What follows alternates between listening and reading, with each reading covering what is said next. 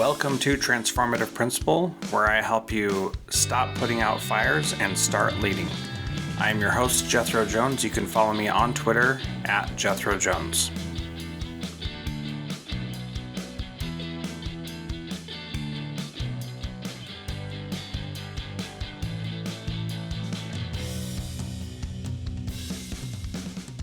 Welcome to the Transformative Principal podcast. I am Jethro Jones, your host, and I'm excited to have on the program today Dr. Jayne C. Lammers.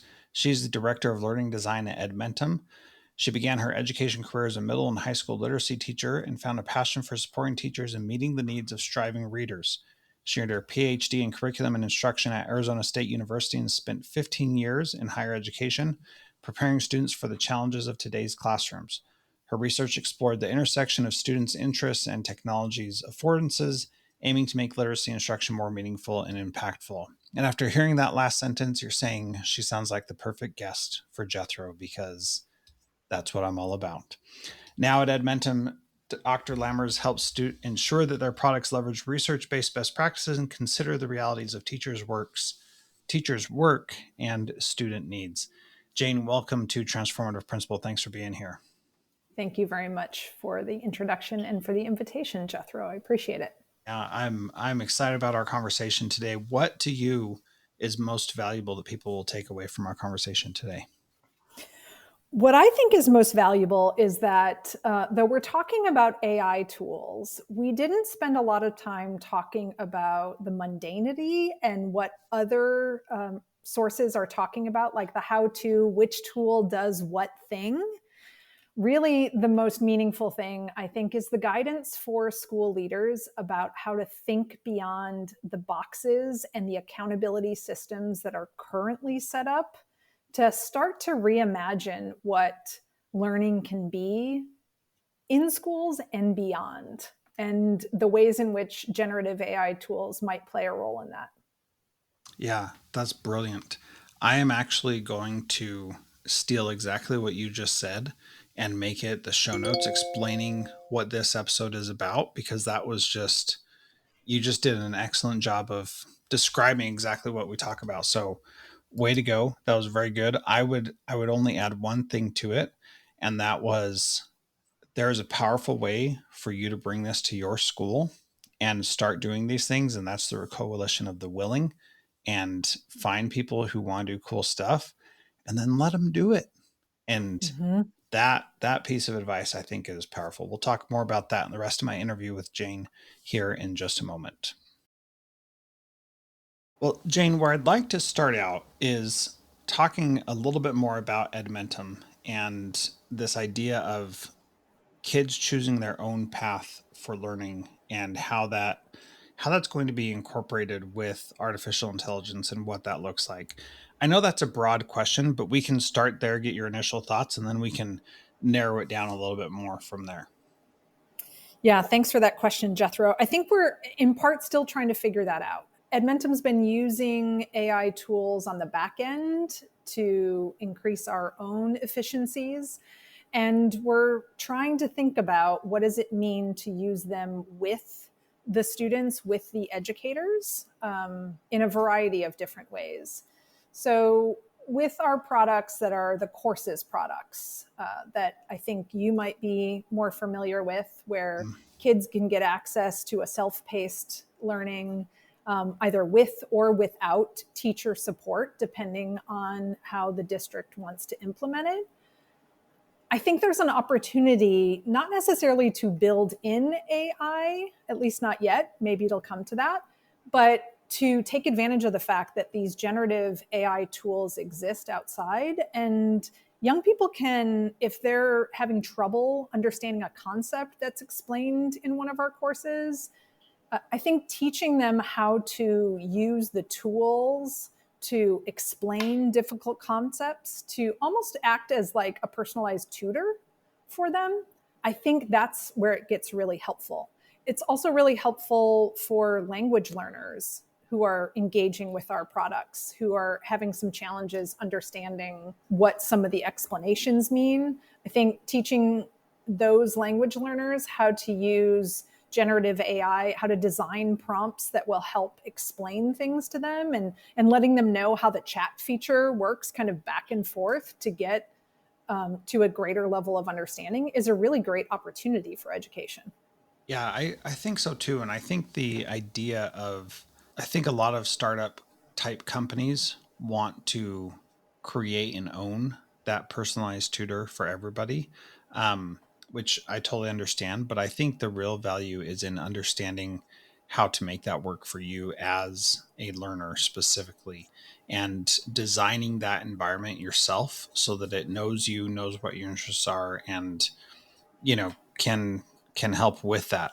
That takes more time, effort, and energy, right, to develop the prompts and all that stuff. But I think that there is some value in going through that somewhat more difficult process to do that, as far as like you being in charge of and owning your own learning, because the reality is nobody cares about what you learn, even if they say they do, besides you, because it's you and your learning. So one of the ideas that I'm interested in is being able to know that I'm learning something as a student, and that I'm quote unquote getting credit for it in different areas. And this is where I see AI being able to provide a real advantage, which is if I'm taking a social studies course, for example, and I have to write something in that social studies course, and it's showing mastery of certain standards in English language arts, why shouldn't I be able to have that count in both places? And Mm. this is the aspect of it that I think provides some opportunity for companies like Edmentum, who have the course material on both of those areas, to be able to say, hey, we see that you're writing really well over here. By the way, you just passed off all the standards for this particular class, or you only have these other standards left to go. What is your thinking around that, and whether or not that's a worthwhile endeavor, or if that is just crazy talk? What do you think?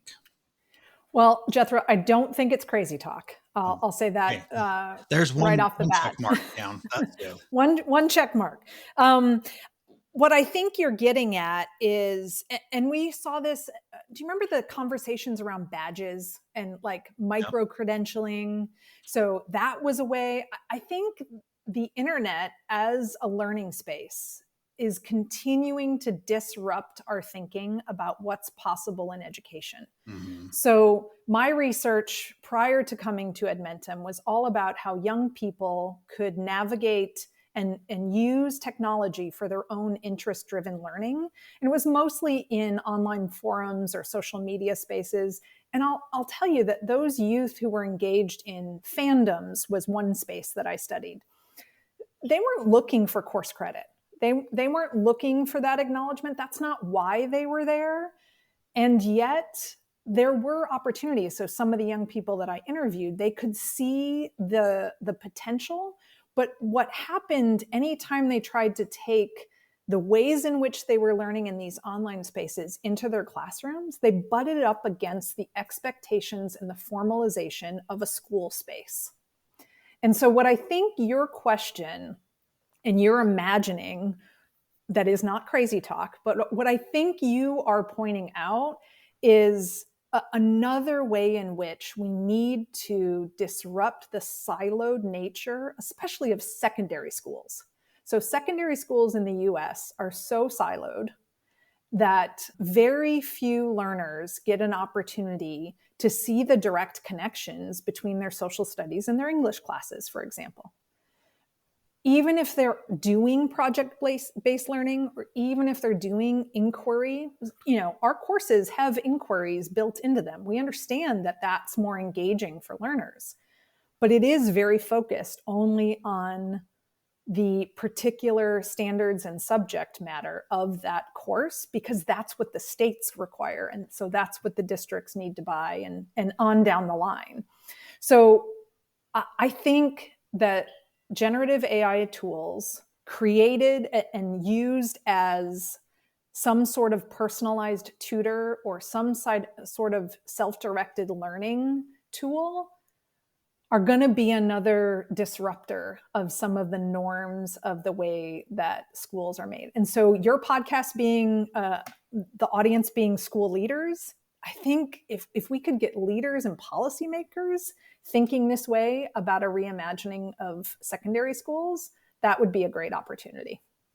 Yeah, and I want to say more about what you just said, but I want to go back to what you said, that the youth who are engaged in fandom, for example, are not looking for credit. And I totally agree with you, but I want to put a little nuance on that. They're not looking for credit, and actually like making it academic will ruin it for a lot of them, right? And so that's not what I'm Absolutely. saying, and I don't want people to misinterpret that and think Jethro wants to make people's passions all about getting the grade, because that's not it at all. What I want our school system to do is basically acknowledge and recognize that learning that happens outside the four walls is just as valuable as the formal academized learning that happens within the four walls. What are your thoughts there? That aligns wholly with the mission in my research. And so I would give talks about how young people are using fandoms and ask the question of why English teachers should care. Why should they even care that these young people are doing this? Because when I first stumbled across the first online forum where I saw this, there were 12,000 players of the video game The Sims. If you remember that, way back when, this was in the Sims 2 era. And I saw these young women writing these stories. And more importantly than the writing that they were doing was in the forums, they were giving each other feedback. And it was the peer review that I would try to set up in my classroom was happening organically around a topic that they were interested in. So I had a young woman who was one of my research participants who was diagnosed with dyslexia, and she would tell me that in her English class, she would feel slow and unwise, was the quote. And yet, in this Sims fandom, she not only learned how to develop as a writer, to improve her dialogue, her grammar improved, her spelling improved, but she found the support she needed in order to produce a product that was valuable. And I'll say they didn't want school credit, but they did want recognition, right? So she got a ton of recognition in this space and also elevated her skills and found a place that would accept her. And so I would bring a story like that. Her pseudonym was Eve, and I'd tell teachers about a student like Eve. And almost every single one of them could imagine a kiddo in their class who's somebody who's maybe their interest didn't quite fit in.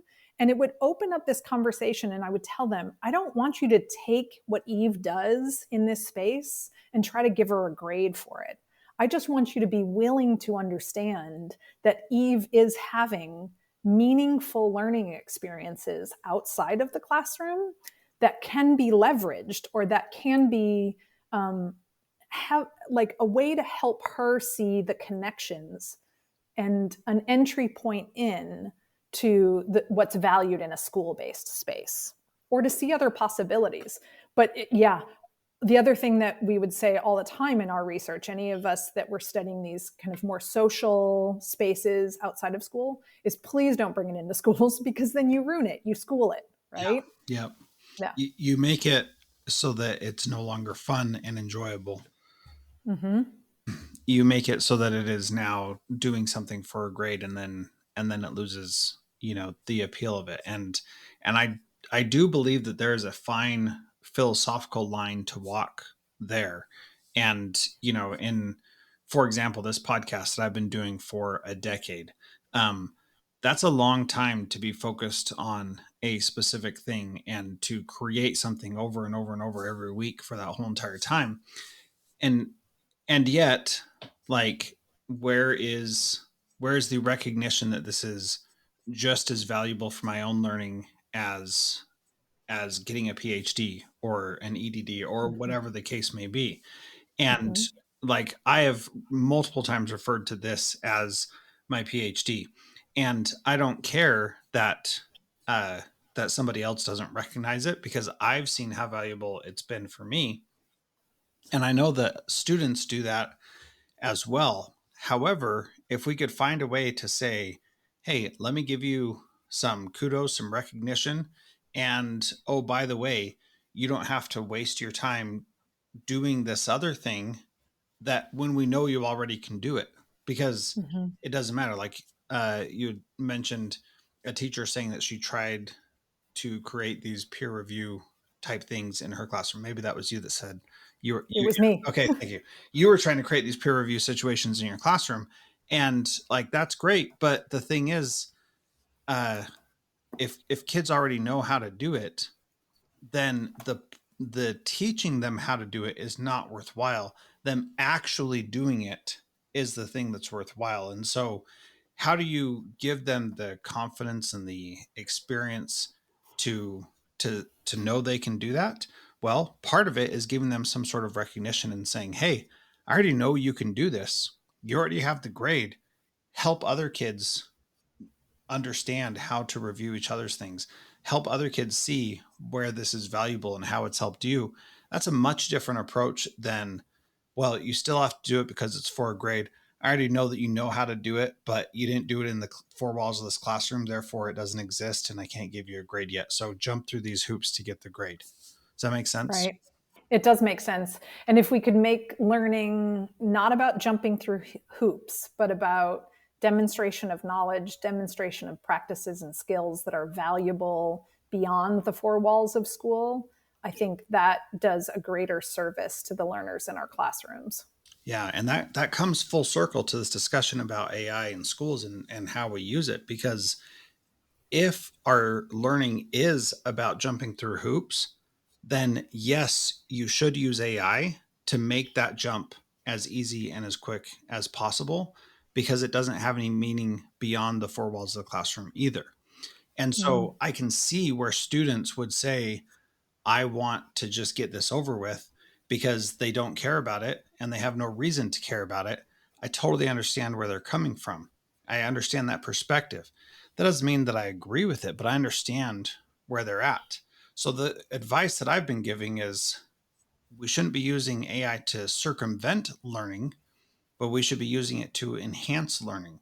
And so there are tons of different ways to do that. But looking forward to the future, what are some of the ways that you are seeing that it will be possible for students to enhance their learning rather than circumvent it?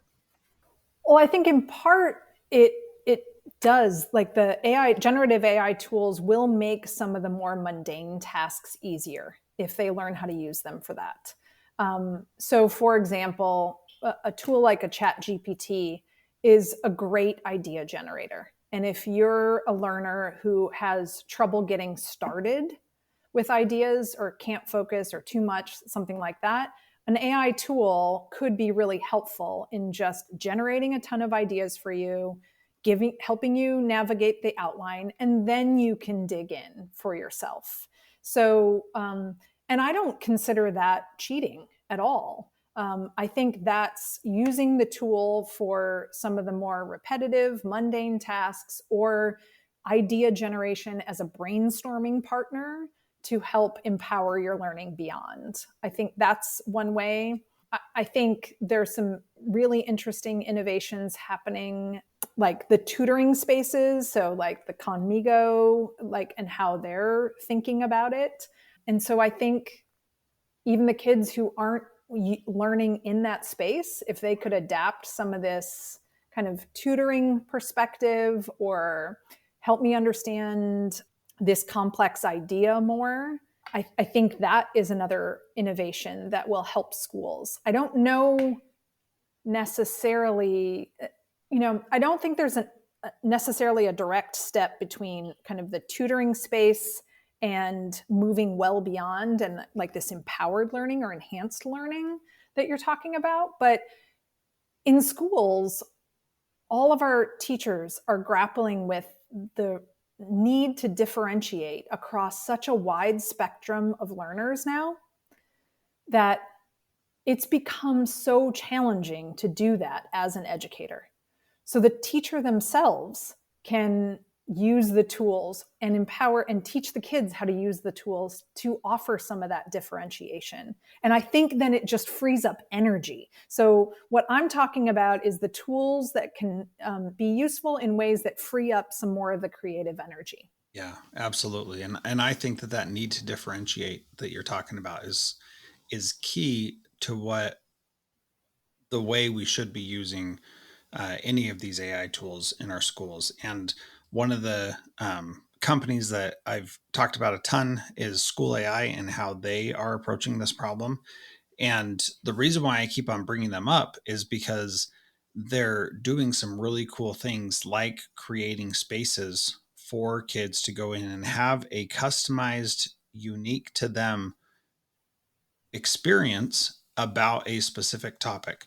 So, and this is where it's powerful. So let's say that the topic is the Pythagorean theorem, right? And so being able to have every kid discuss their interests and have the Pythagorean theorem applied to something that they're interested in Mm, is really powerful and nearly impossible for a teacher to do on her own.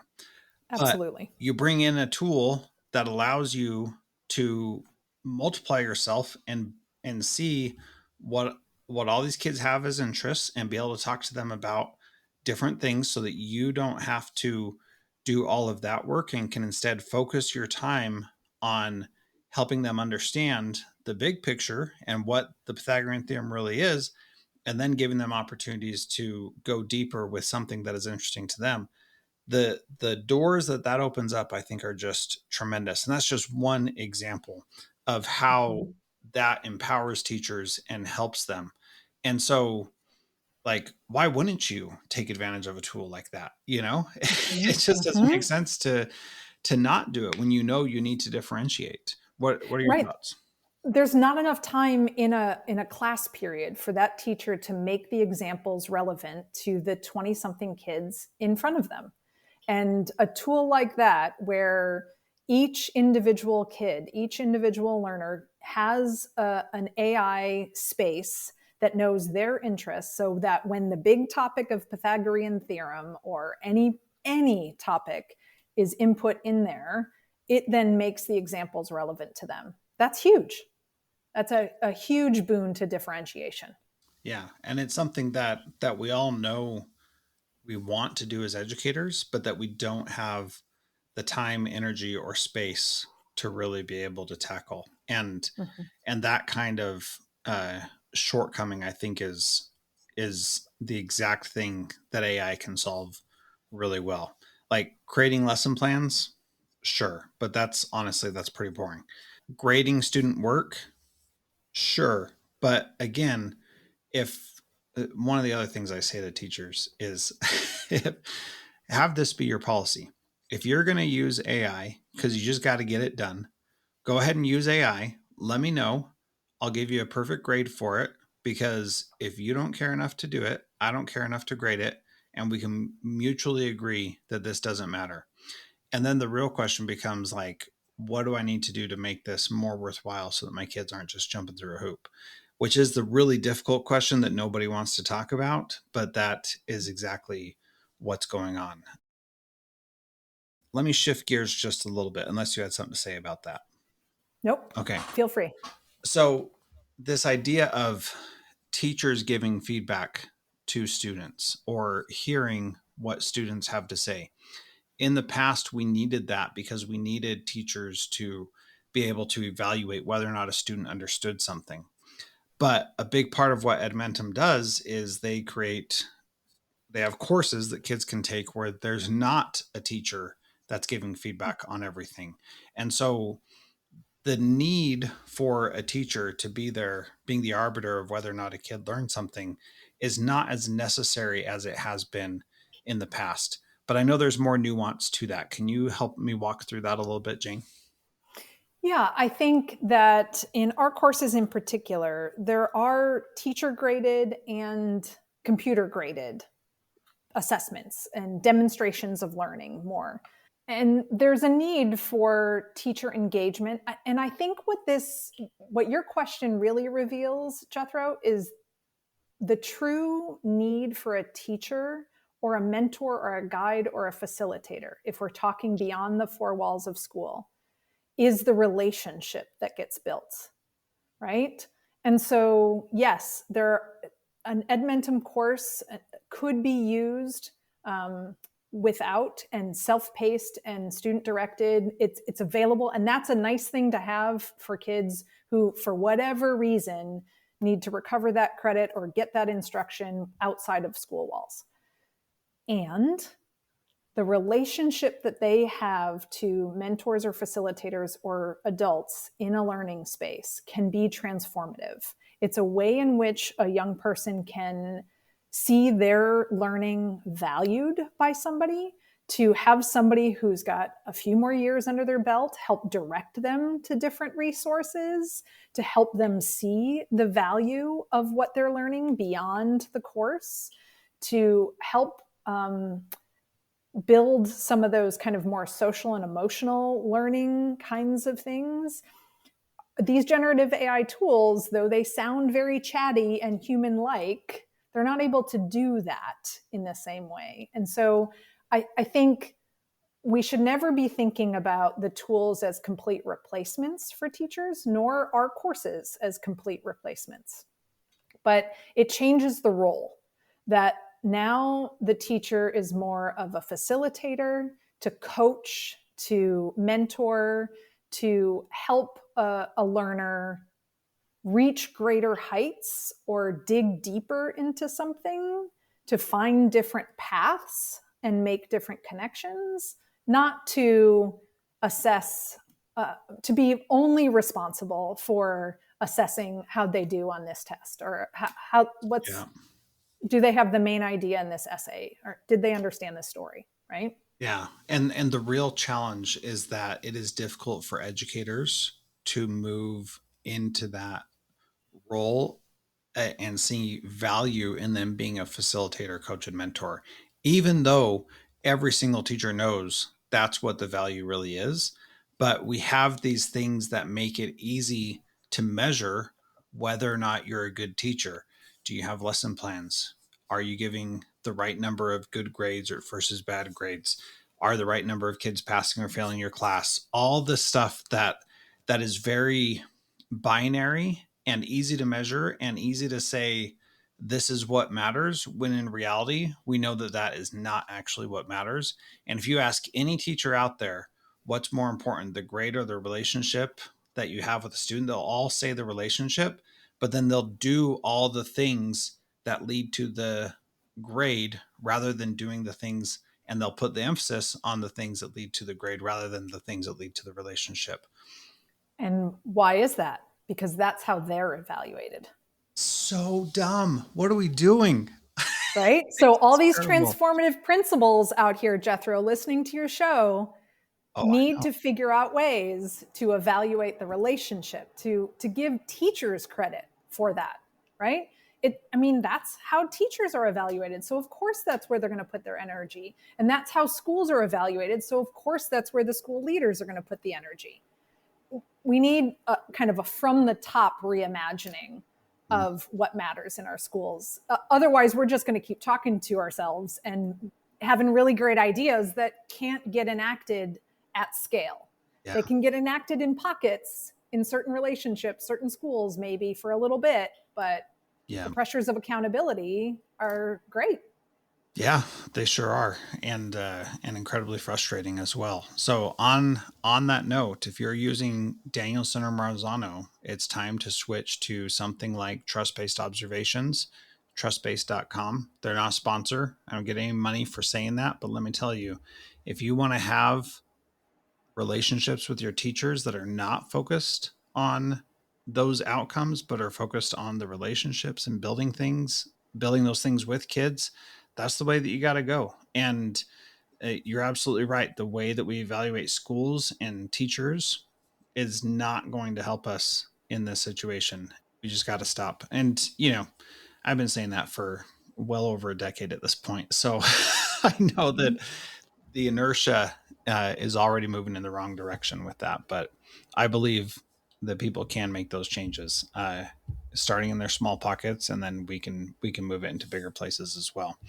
If people want to learn more, I have one more question before I get to that closing point. Okay. We've talked about a lot of stuff today. This has been a great conversation, Jayne. What is one thing that a principal can do this week to be a transformative leader like you?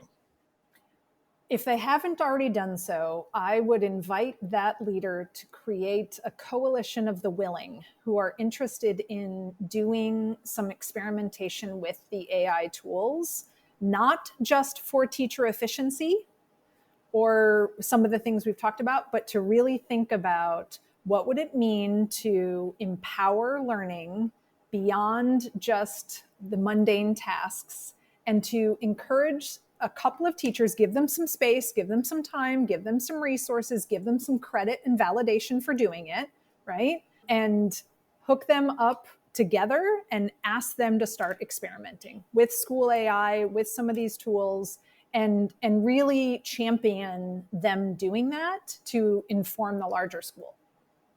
Yeah, that is really great advice. I've been working with districts and state principal associations over the last year, helping them see how to do exactly those things. And it really does make a difference when you create a coalition of the willing. And don't even worry about the naysayers. Like, Mm-mm. just completely No. ignore it. Just say, who wants to try this? Let's go try it, and give them value for the work they're doing also. That could be, some time to do it. That could be a space to do it. That could be, yes, you can try this in your classrooms and experiment and see how it goes. I think that is incredibly powerful and excellent advice, Jayne. Thank you. If people want to learn more about you or about Edmentum, where do you suggest they go? Well, we've got edmentum.com to learn more about Edmentum. And probably the easiest place to learn about me is my LinkedIn profile. Okay, great. And I'll put a link to that in the show notes at transformativeprincipal.org. Jayne, thank you so much for being part of Transformative Principal today. It was a great conversation. I appreciate it, Jethro.